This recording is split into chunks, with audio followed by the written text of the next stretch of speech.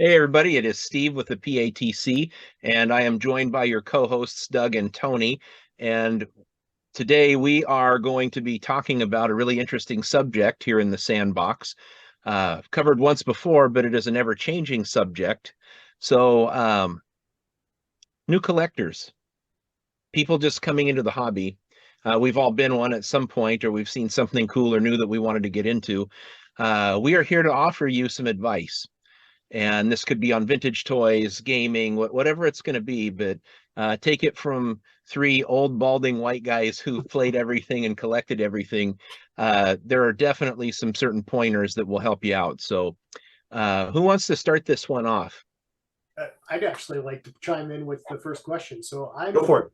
I collect miniatures. I collect, war gaming's my thing, role playing.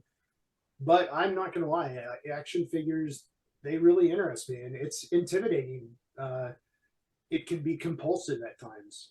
How does a guy like me who has never started collecting, action figures, where do I start? I love Transformers. I love GI Joe. I love all these product lines. Well, I think that the first place that you start, because it can be really overwhelming, like especially if you've got an addictive kind of collector personality. Number one, what is it that you love? Mhm. It's got to start there. Collecting for face value is not a very good idea, especially in today's day and age where, like, even the stuff that says limited edition, there's 10,000, Mhm. and you know that 9,000 of those are going to be a double hanging on somebody's wall and then one that they open. So as we go from here, there will be a much bigger supply of these figures. Their secondary market value might shoot up a little bit, but it is not going to be like in package Star Wars or He-Man figures. So, number one, pick out something that you love. What do you think about it, Doug? I think that's good, and I think it goes hand in hand with what I think about is that you need to know what it is that you want to get out of this hobby, what it is that you're going for. Are you going for completionism? Are you going for nostalgia? Are you going for hodgepodge? It's like, what is it that you want? How do you envision your collection if this is what you're going to start doing as a hobby? How far do you want it to go? Do you want it to be focused on certain toy lines or action figure lines, or are you more broad and you want to be more focused on a theme, right? So trying to figure out what it is you want your collection to be and what it is that you love is a really good first step, because then that helps you kind of focus what it is that you're going to be looking for. And you're going to spend a lot of your time looking, right? You're going to spend a lot of your time trying to figure out what it is that's going to go in this collection. Yeah. Gone are the days where you can buy a lot of action figures on eBay for under $100, and get the ones you want, and then turn around and resell those to other people after you've gotten what you need. Those days are gone, because even the lots that we used to buy that we would consider cheap lots back in the day are now super expensive. Yeah, I've often referred to this when you're collecting something vintage as buying your feelings back. Mhm.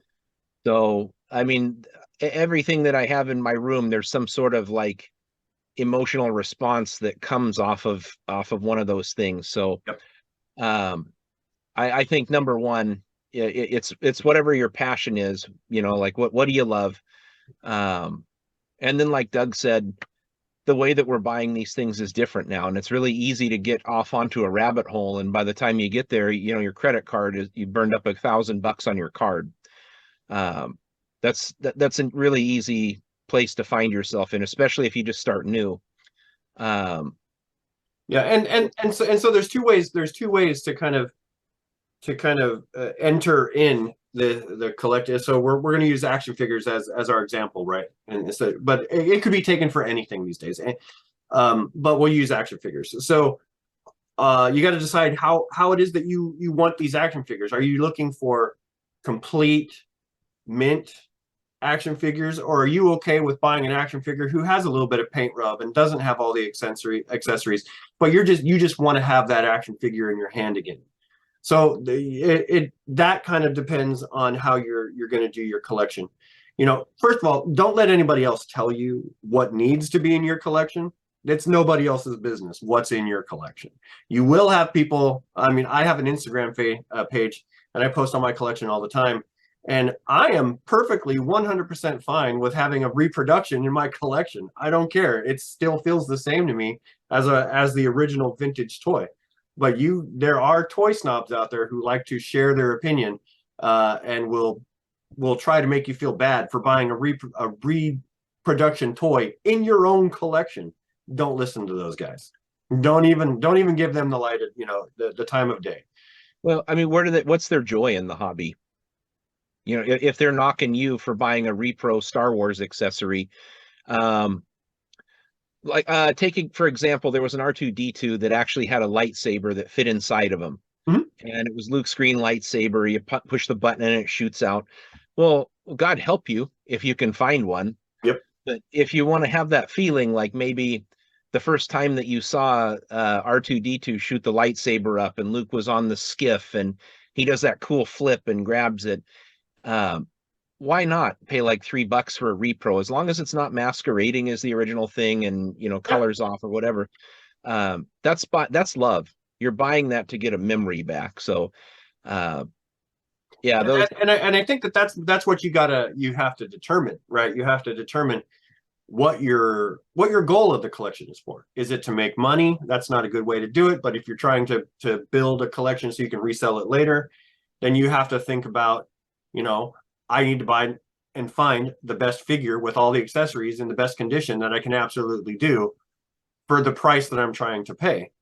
Or are you doing it because you, like Steve and I, like, we just want to have these toys again. We just want to have these feelings that we had, back in the day. I had a post today that I tell people, like, when things are getting a little bit crazy in my life, or when I have a little bit of anxiety and stuff, what do? I start breaking out my action figures and I start holding them and start going through them and trying to figure out what I need to find to complete them and things like that. And then that kind of just, brings me back into my center and lets me know, oh, okay, I can go about and start tackling the real world again. So these toys fill that hole, that my coping mechanism, I should say, right? So it's not just a collection. It's something that, I use to help center me. So that's another thing to think about. What is the purpose of your collection? Yeah. And conversely, how about this? We'll flip this one back on you, Tony. I'm a younger guy. Let's pretend, right? This light does no favors for the hairline. So I'm a younger guy. Oh, I'll tell you what. I'm going to give you a real world example. Hero Quest, right? That tabletop game, right? Okay. That was almost like a trigger point for me towards tabletop, because it has role-playing elements and you've got minis, but it's really light. So I'm this young guy and I just played this and oh my God, that was so cool. Some of the people around me even started doing voices and we all got into it and there was a social aspect to it. Man, I know that there's people that play Dungeons and Dragons or these other games around me. I want to start doing this. What do you do? What advice do you give young Steve coming into role playing when there is a million choices and all kinds of stuff out there to look at? I think that it's honestly both of your approach about what is it that you're passionate about, obviously is the most critical piece. What is it that drives your interest?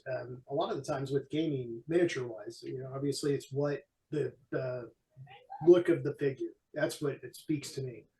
And so, but also it depends on how you're approaching it. We talked about the multiple ways of approaching toy collecting, nostalgia, or are you doing it for money? Miniature gaming is kind of the same way. Are you getting into it because you like the way it looks and maybe you're just interested in painting and modeling? And that's totally okay. Go for it. Do your hobby how you want to do it. Now, if it was Steve and I, and I'm like, and Steve's, Tony, I want to start playing miniature wargaming. What do you think? obviously it comes down to I'm a veteran gamer, just like you guys are veteran collectors, and you have multiple pieces in your collection from multiple different series. I have multiple different miniature games. So it kind of becomes, well, what are you into? Do you like fantasy? Do you like science fiction? You know, it's just starting to ask those questions to narrow it down. And it also might be maybe the group that you know, your 4 or 5 friends or 3 friends, they're all playing Warhammer 40K. So realistically, that's probably going to be the game that you're going to want to play, especially if you're So playing. what do you do? Start with the core book? Oh yeah, I mean, you're going to start with, you know, the starter box or the books. What's nice about a lot of companies now is you can get the rules online for free. And you know, if you don't want to buy the miniatures, I'm one of those people that you don't have to paint it a specific way. You don't have to do it this way. You don't have to have a machine gun on it because the guy has a machine gun. If you want to put a sword on him, I don't care. I want you to do what makes you happy. And if that makes you happy, paint it how you want to paint it. If they're supposed to be green and you're painting it pink, well, fine. I don't care. If that makes you happy, do it. Yeah, I mean, I see tabletop gaming in particular as just a gigantic I don't want to say minefield because that means that it's negative. Volatile. But you can get yourself into so much trouble, dude. The way that those minis customize and everything that you've got available, I could see someone getting overwhelmed. I mean, you walk into this thing and then you want to buy this army and this pack of stuff to put on that one. I mean, that's a real slippery slope. I think that's a serious rabbit hole that someone could go down.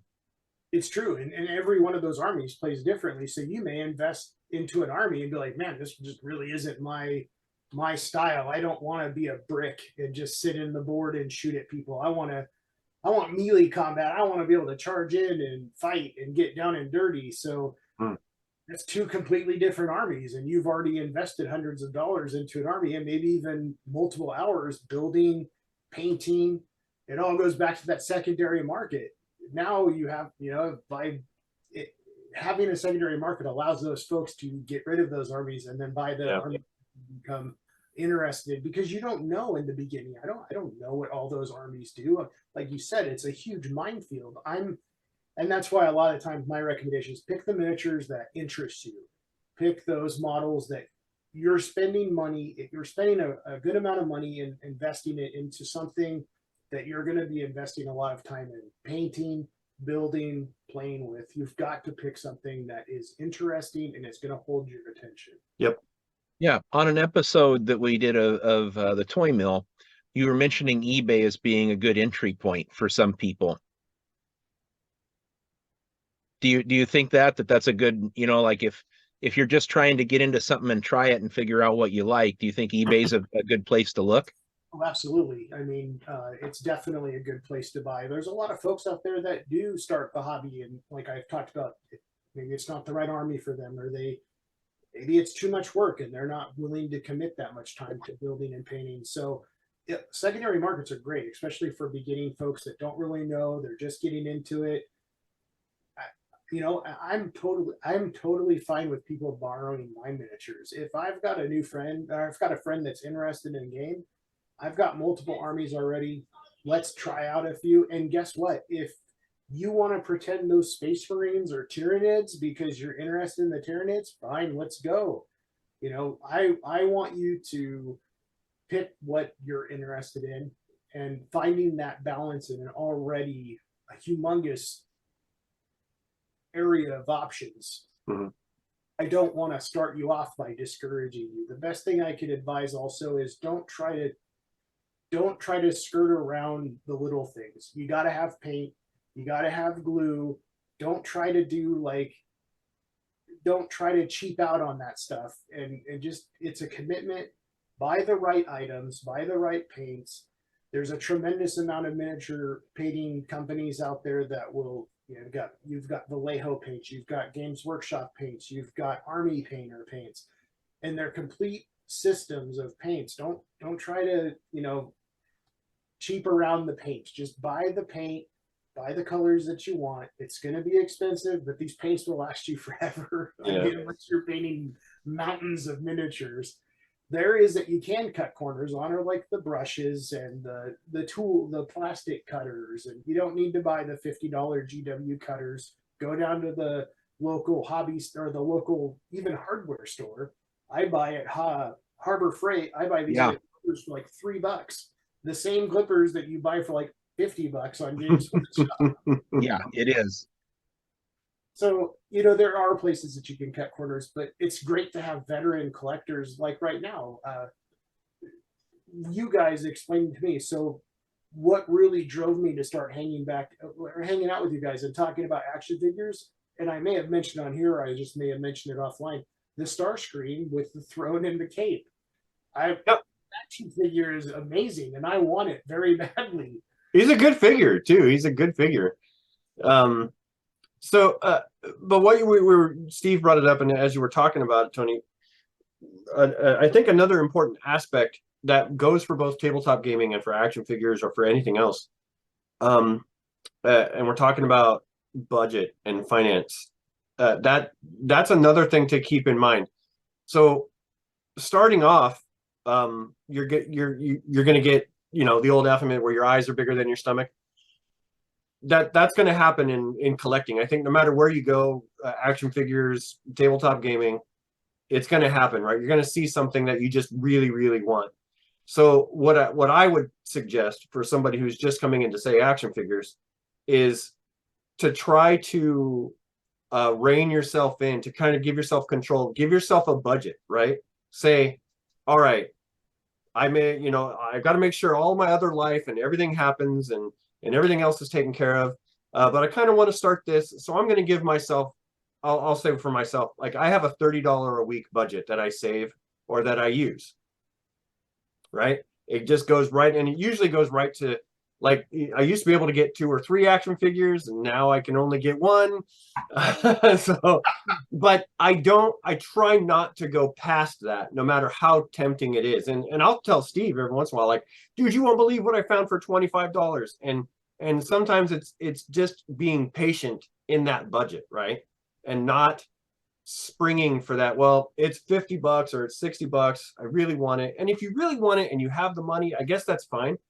But my thing is, what I'm trying to say is that if you're patient and you look around, sometimes you'll be able to find really good deals that stay within that budget. Yeah, absolutely. And I am a budget shopper. I will sit and watch product for a year before I pull the trigger on it. In fact, I've been watching, so there's a miniature game called Infinity, and they came out with a new starter set a couple of months back. It's like I found it anywhere from, I think retail's $140, and I've found it anywhere from $120 to $107, and I've almost pulled the trigger a couple of times. But today, Miniatures Market was doing a flash sale, and they were selling it for $80, and I picked it up finally. See, there you go. So that's what I'm talking. It's like collecting, like with anything else. It's a timing thing, right? It's a patience game. It's the long game, especially if you're trying to build a collection that you are happy with, that you're proud of, but it also contains things that you really like. And sometimes the things that you really like are really expensive. Yeah. But if you look around, if you shop around, and that which will lead me into my other thing that I think you need to have as a collector, but we'll get into that. But if you stick to that budget and you really shop around, I think you can find what you're looking for. So if say you're getting into G.I. Joe and you're like, well, I only give myself a $40 budget this week, scroll. There's plenty of other sites besides eBay, by the way, that sell things. Just so you guys know this. There's Etsy, there's Mercari, there's all these other kinds of places. What's that? OfferUp, the Facebook Marketplace. Yep. And Facebook groups. It's really good to get involved with a Facebook group if you're trying to save money. That was my next point. Yep. Yeah. Oftentimes you'll find a collector there that will really just want to hook you up. I mean, how many times have you horse traded with somebody and you had such a good time just discussing and, talking about what you love, and then you end up getting a little something extra on the deal, or you give something extra on the deal. Having a good community, I don't know, like maybe the Plastic Adventures toy community on Facebook. Maybe. You could be with some like-minded collectors that just are more than willing to help. So you can avoid some of those eBay prices and stretch your dollar out a little bit more there. Yes, that's how Steve and I connected. Okay. Long time ago was him selling some stuff, and I'm coming in to buy it. He was selling something at an insane price that I just could not pass up, and him and I got to talking about life and about how we do things in general, and just kind of clicked after that, and then just That's Well, awesome. after that.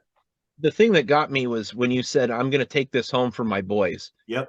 And they were young, and I'm like, well, just have a shitload of these figures too then. Yep. Because I'll never display them. You just take them. Well, that's if you've got a good community like that, that's a great way to be around like-minded collectors. And it's pay it forward. You take care of each other.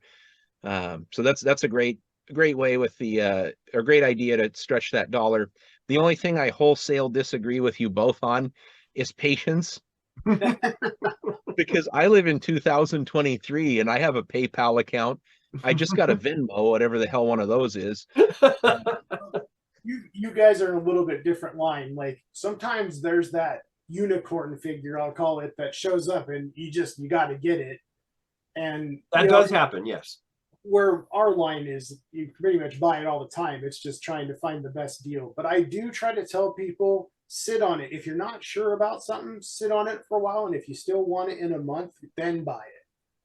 If you really aren't sure on pulling the trigger on something, sit on it for a bit and make that, just think about it.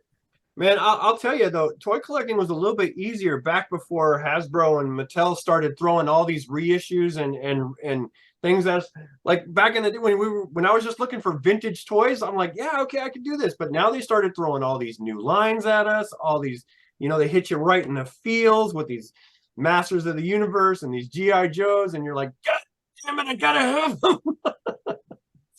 What's nice about the miniature wargaming world is it's very, very supportive as well. And that's been really awesome about the community is we need each other to play in the miniature gaming world. You have to have opponents. You have to have people to carry on that hobby and carry on those friendships, things like that. So it's not very uncommon when a player starts a game, hey, buy that box set of miniatures so that you have your army. And, oh, hey, I got these old boxes I'm probably never going to use. Or, hey, I got these on a great deal. I'll give them to you for $10 or whatever it might be. Pay it forward, give it out. If you're sitting on a box of Space Marines and you got them for a great deal and you're not ever going to use them and you got a new person entering the hobby, take care of them, get them taken care of. I'm sure it'll come around back to you in the long run, or give them the same. That's often what I do, is because I'm that budget shopper, I pull the trigger when it's the cheapest. Mm-hmm. I've gone to my buddy and been like, oh, hey, I picked up this Space Marine army. I'm never going to paint it. I got it for $100. It's like normally 200. You just pay me what I paid for it and we'll call it a day. Yep. So I guess to nutshell it, if you're going to collect, it really pays off to get with a community of like-minded collectors. Yeah, absolutely. I'm going to share a piece of advice that was just specific to the way that I collect. I love Mask, right? Like that is one of the coolest toy lines ever. And I have vintage figures that are not complete. I have vintage figures that are. When you're starting to get into collecting, if you decide that you want something that is complete or near complete, probably do not go for the cheaper version that's not complete, because by the time you round the parts up to make it that way, you're going to have spent way more money trying to get it there. So I would do a little bit of research on what you're deciding that you want to collect. Mm-hmm. And if you decide that you need it complete for whatever reason, save the money, wait it out, take the time, and spend more upfront on the complete one. Because I promise you, if you buy that Luke Skywalker from Return of the Jedi in 1983, and you buy the loose figure for $25, you are going to pay $25 for the lightsaber, $60 for the cloak, $80 for the gun, when you should have just spent like $100 on the figure to get it complete in nice condition to begin with. Isn't that insane about our hobby, Steve, that this tiny little freaking piece of plastic That, which is why, Tony, I am 100% fine with reproduction. I'm not going to go spend $80 on this when I could spend $2 on the same thing and be just as happy. Yeah, and it satisfies you to hold it in your hand or to see what it does with the figure. Yep. Unfortunately, nobody reproduces a lot of mask parts. This is true. I came to find out late. One of my favorite vehicles is called Goliath. It was from the racing series that nobody ever watched. And you can find one with the race car and the truck, the figures, even the masks, and you're in at $100. And you're going to pay $100 for the stupid spoiler that goes on the sports car. I got a really good deal, and all I can tell you is that it was south of 100, but I'm not going to say the actual number on it. 99 is south of 100, Steve.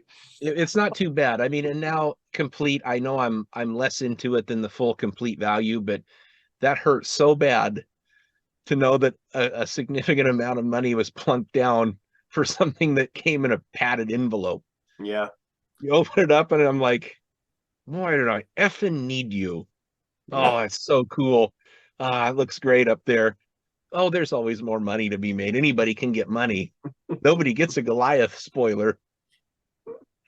Oh, So, I mean, but do on some that research. line, like if you are going to go more towards my vision versus Steve's, just know that if you are going to get repro and you are in the mind of maybe trading or selling down the line, just make sure that if you do have reproduction, that you do not pass it off as something else that it isn't. Honesty is something that Steve and I are really big on things like this. So just be up and up on if you have something and you're trying to give it to somebody, you're trying to sell it. If it's repro, just say it's repro, and nobody will care. It's when it's the other way around. I've seen some people trying to sell some repro off as vintage, and the reason why that hurts is because they're frauding people out of money, right? It's not a cool thing to do. I put those people on the same level as scalpers, right? Scammers and scalpers just aren't. It's the unfortunate dark side underbelly of our hobby. So it's just something to be watched out for, and definitely don't go down that slope of doing that yourself. Yeah, well, you won't last long within the community if you have a community. But yeah, just figure out. I mean, if all you want to do is hold a Thunderhawk in your hands, and you can buy one that still has the door guns with no seat belts. Maybe Matt Tracker doesn't have his helmet. You get that for $30, and if that gives you the feeling that you want to have, drive it around, push the thing on the top and put your fingers in there and fly Thunderhawk around. Yep. That's cool. Objective met, right? When I was collecting mask, I was actually given a lot as a gift, and I decided to get into it. I decided I wanted these things with all the parts. That's when I made the mistake time and time again. Oh, I'll just buy the parts. I'll buy Volcano for $40 or whatever, and now I'm trying to find the harness that goes on the top turret, and it's $100. So do a little research. If you want wheeled warriors figures or vehicles, and you're just okay with having a few snap-on parts, that's cool. If you want to complete your armed force or drill sergeant, dear God, buy that complete. Just don't even waste the time trying to pick that's a through sore spot because I love wheeled warriors, and Steve has a collection of wheeled warriors that I like. I just salivate over. But there's no way that, like, in today's market right now, especially since nobody's wheeled warriors isn't on anybody's radar. So if they're selling it, it's extremely expensive. Yeah, they are. Yep. I lucked out when I started collecting them. I happen to do that on a lot of things where I get into it and then it explodes and takes off, and at least I'm not out, today's money. Yeah.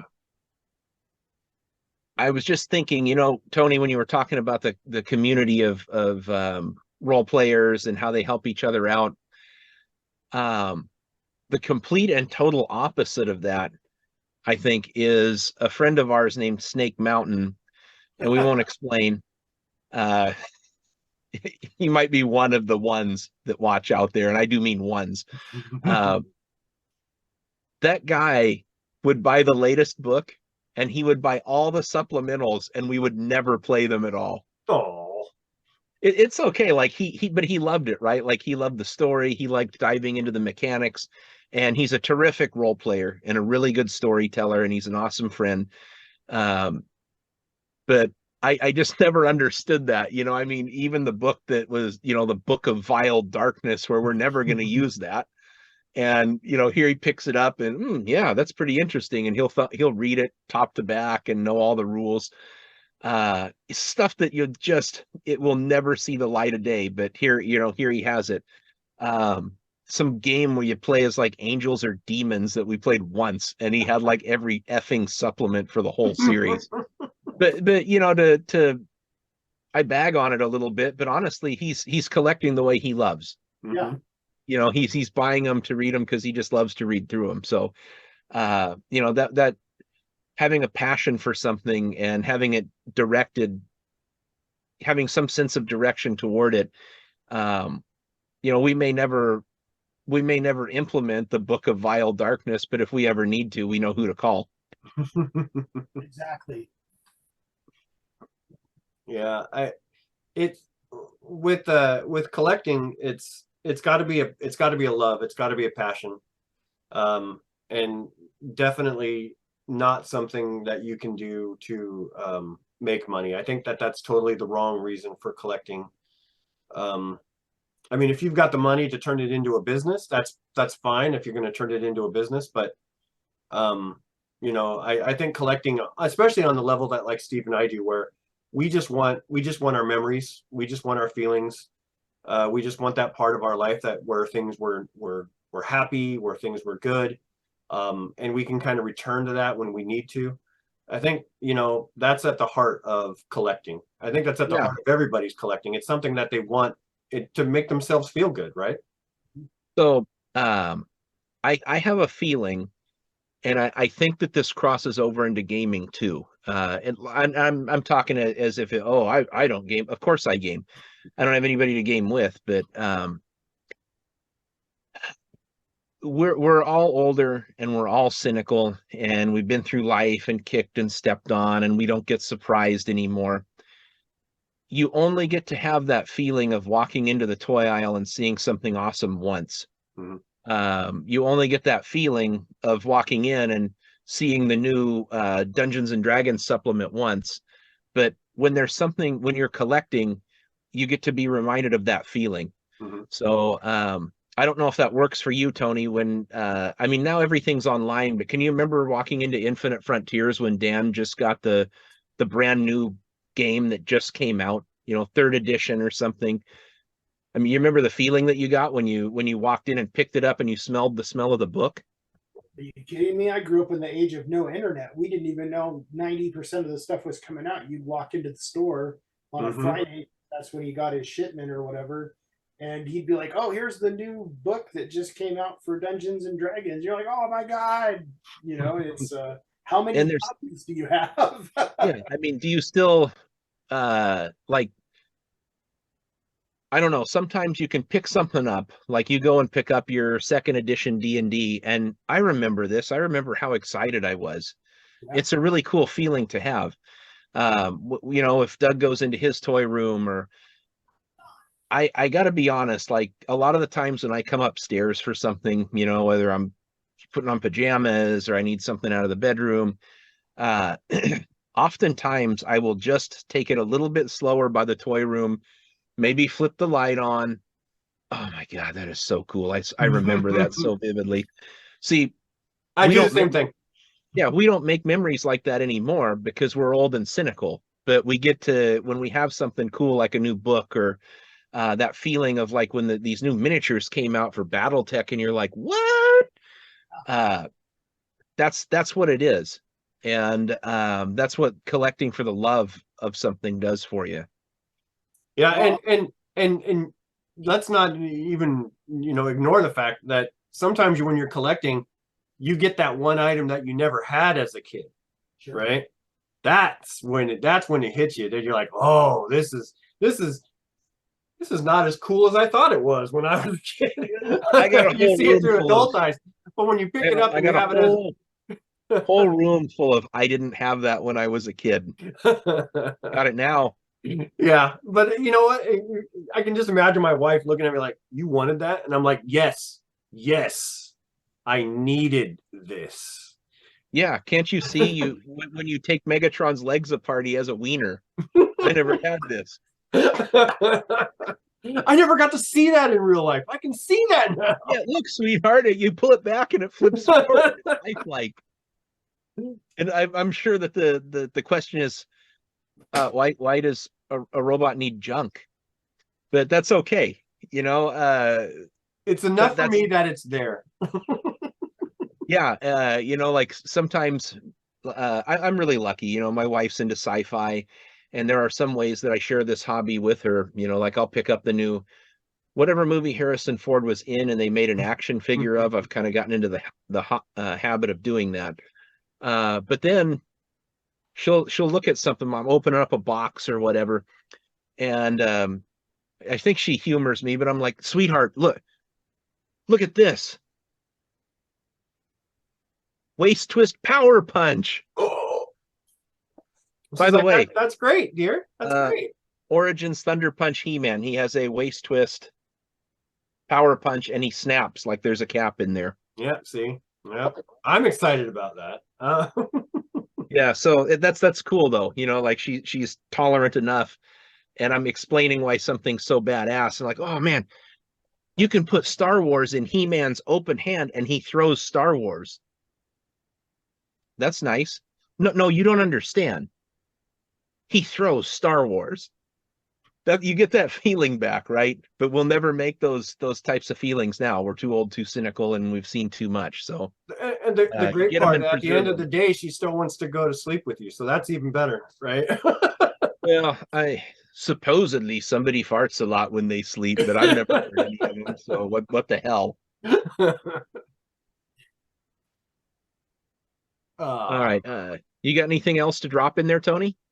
I definitely would start collecting for nostalgia, and I don't care if a reissue is a reissue. I would prefer to buy the cheaper reissue to relive my childhood than buy the more expensive version. Yeah, You it's can all the with same a to lot me. of stuff now. Yeah. Yep. I mean, I will, you know, if there's an opportunity to grab something vintage and it's good and it's great, of course you're going to take that, right? Or you're going to save up your money and get something good. Like just recently, I was able to get the vintage AT-AT, and I promised Steve that when I got that, I'd give him the box. So I was able to do that, and he's got a, you know, it benefits both of us. So I mean, it works to save up your money and to know what you're going for. To have an idea of what you want in your collection and how you want it to look and how you want to feel after that. Yeah. I think that's all the biggest things. The biggest thing, you know, collect for you. Don't collect for anybody else. That's great advice. Yep. And I think that brings us, like, we're just a few seconds off from getting kicked off. So I think that's all words that can be spoken about collecting from three of the smartest people that I know that no one's heard of. Yeah, I agree. I'll take that compliment. All right. Well, that looks like it's it for us on this episode of the Sandbox. You know, like, subscribe, comments below. Hook up with Doug over there on Instagram as the Toyman 80s, on Facebook that only old people and boomers use. It is the Plastic Adventures Toy Community. Don't look for that Instagram because Instagramming's too hard and I've almost abandoned it. So, and Tony, do not contact me. That's how you get a hold of Tony. So, yes, for Tony, Doug, and myself, thank you guys for being here. Thank you, everybody, for watching. And we'll see you in the toy aisles. We'll see you in the gaming store. Yeah. You can say that now.